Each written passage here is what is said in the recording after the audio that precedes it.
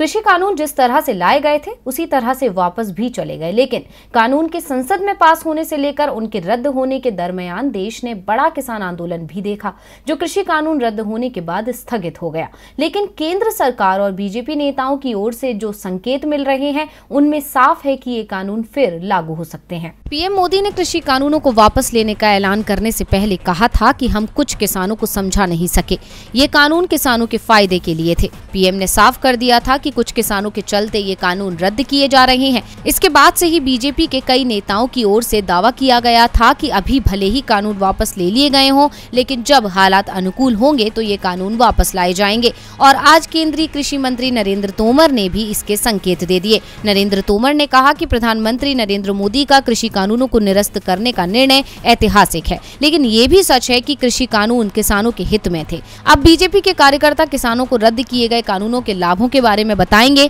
तोमर ने कहा कि मोदी के नेतृत्व वाली सरकार किसानों की आय दोगुनी करने के लिए लगातार काम कर रही है और नई कृषि कानूनों से किसानों को फायदा होता, उनकी आय बढ़ती। भाजपा के किसान मोर्चा की बैठक में नरेंद्र तोमर ने किसानों के विरोध का पार्टी की संभावनाओं पर कोई असर न पड़ने का दावा करते हुए कहा कि 5 राज्यों के विधानसभा चुनावों में कृषि कानून कोई मुद्दा नहीं होगा, क्योंकि ये कानून खत्म हो चुका है। नरेंद्र तोमर के बयान से साफ है कि बीजेपी नेता अभी भी कृषि कानून का बचाव कर रहे हैं और विधानसभा चुनावों के बाद वो एक बार फिर कृषि कानून के पक्ष में देश में माहौल तैयार करने की कोशिश करेंगे।